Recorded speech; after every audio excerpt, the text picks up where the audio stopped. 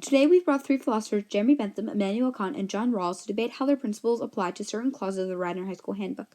The question we're deriving from the handbook is, does the school district have the right to determine its students' medical needs? I do indeed believe that it is just for a governing body, including the governing body of Radnor High School, to determine and regulate its citizens' medical needs.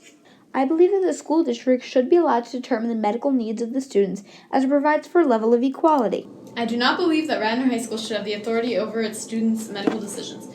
Students should be allowed to make their own choices regarding medicine and vaccines as they are beings capable of rational thought. The Radnor High School Handbook states that students are not permitted to carry medication. This includes prescribed and over-the-counter medicines. If a student needs to take any medication during the school day, that medicine must be turned over to the school nurse. How do you all feel about this restriction? I believe this rule is just and should be followed. There are many cases in which the community could be pained by the breaking of this rule. Some high schoolers have a higher possibility of overdosing. Say one such teen overdosed on Tylenol and died of a liver failure. This would greatly lessen the happiness of the community, for the population would feel the pain of sorrow or guilt from such a happening. This rule is not moral, and I disagree with Bentham. A student's life should not be valued just because it brings happiness to others. This objectifies the person and doesn't treat them as a rational being, but instead treats them as a pawn in some sort of game. I agree with Bentham, but on different principles. I believe that the student should have to go to the nurse because it would ensure that every student, regardless of arbitrary factors, takes the correct dose at the correct time. Individuals do not have the right to obstruct the whole, and I think everything can be weighed on a common scale. Consider the two sides. On one hand, you have the cost of not letting teenagers in Radnor High carry around medicine. This would include paying the nurse and the annoyance of the teenagers. Per year, nurses make an average of $44,000. If the school district gave $20 for each person who went to the nurse, no one would be annoyed. On the other hand, the effects of allowing the teenager to carry the medicine include death and sorrow. The school would be required to call an ambulance, which on average costs $2,000. The ambulance would then take the patient to the ER, which on average costs about $2,000. Suing the school district can escalate to millions of dollars. There's also insurance, the funeral, and the loss of life, which added together is worth millions. Sorrow is a painful and costly experience as well. The community would feel sorrow, and close friends and relatives would need therapy. A month of therapy averages about $400. The overall cost of teenagers carrying the medicine themselves exceeds $5 million. It is much better to just tell the teens to go to the nurse despite the cost of annoyance. I don't believe that you can assign a value to human life and suffering. Things such as pleasure and pain and the desires of the majority are too fluid and likely to change for them to be the basic principles of a society. Suppose that a student has to take a certain type of medicine 3 times a day. The school nurse, however, frequently has other students in need of care when the first student comes in to take their medication. This changes the time that the student takes the medication, which could possibly have serious side effects such as death. Additionally, a student could be in the middle of an important test and not allowed to leave the room to take their medication. This, again, could result in death or serious injury of the student. Wouldn't it just be easier to allow the student to discreetly take the medication without the supervision of the nurse? People who require day-to-day medication have a separate procedure. They go to the nurse, swallow what they need to, and go back to class, affecting very few people. Taking it in class would be disruptive and would hinder utility. Also, in your scenario, Kant, you are talking of only one student. One special student's needs do not triumph over the previous patient. It is better for the nurse to simply do everyone in order. Your hypothetical also relies on the nurse being incapable of giving treatment to more than one child at once. The nurse can simply watch over the child taking the medication while treating the other one. The hypothetical you presented has loopholes, mainly the variable of the nurse, that make it invalid. I agree with Rawls that the issue is the nurse's negligence, which shows that the nurses need to be better trained to handle these types of situations. The school needs to adapt its policies to accommodate for the more needy students. There is a categorical moral imperative to respect the humanity of a person and their ability to think rationally. The point is that you can't rationalize treating someone as subhuman and unable to make their own decisions because it will increase everyone else's utility. Morals should not be based on the quantity of the people supposedly benefited, but based on fundamental truths that are decisive and do not falter.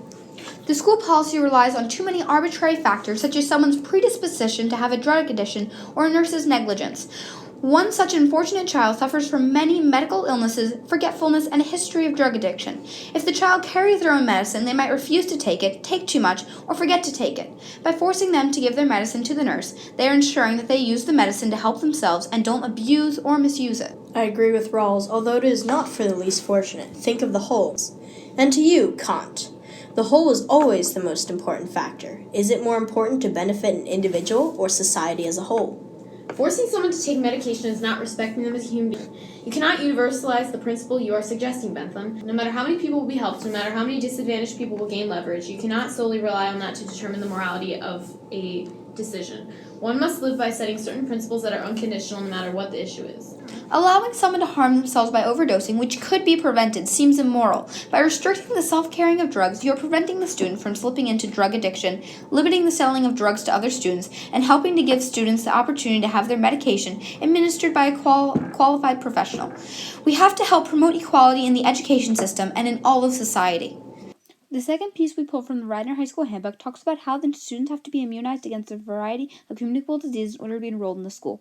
There are some exceptions if the student has medical reasons, religious beliefs, or strong moral or ethical convictions that prevent them from getting vaccines.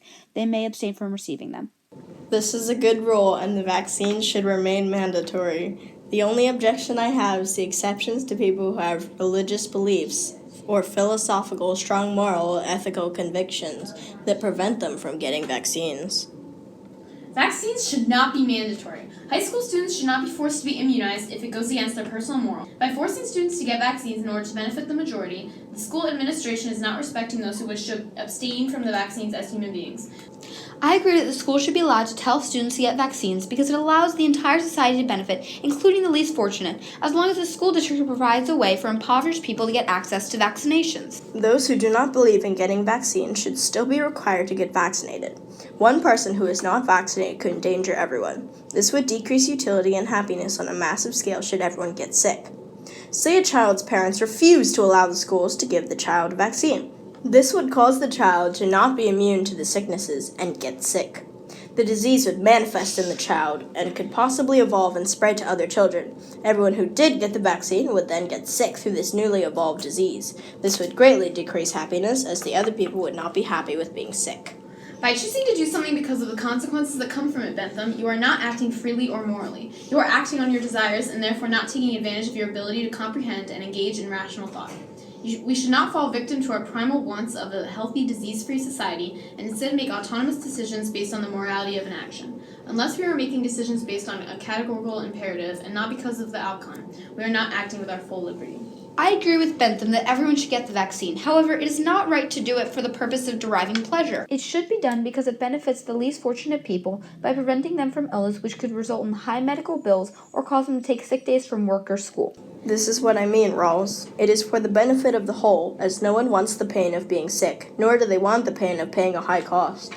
Kant, you also cannot universalize the idea of not looking out for others and making a healthy, disease-free society. Think, as you like to say, about this.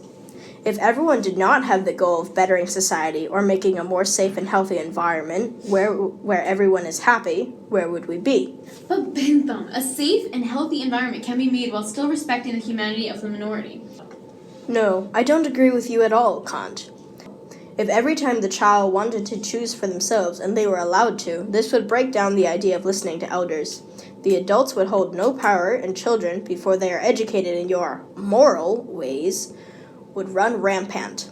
Bentham, I think it is unjust that you take away human rights for the supposed greater good. This vaccine policy appears to be moral because it provides for a level of equality among the students and benefits them by preventing them from illness. At this time, the debaters will state their closing arguments. I believe that the rules of Radnor Township are just and should be followed. They maximize the happiness of the overall district and although may not be convenient, are the best options regarding medical care.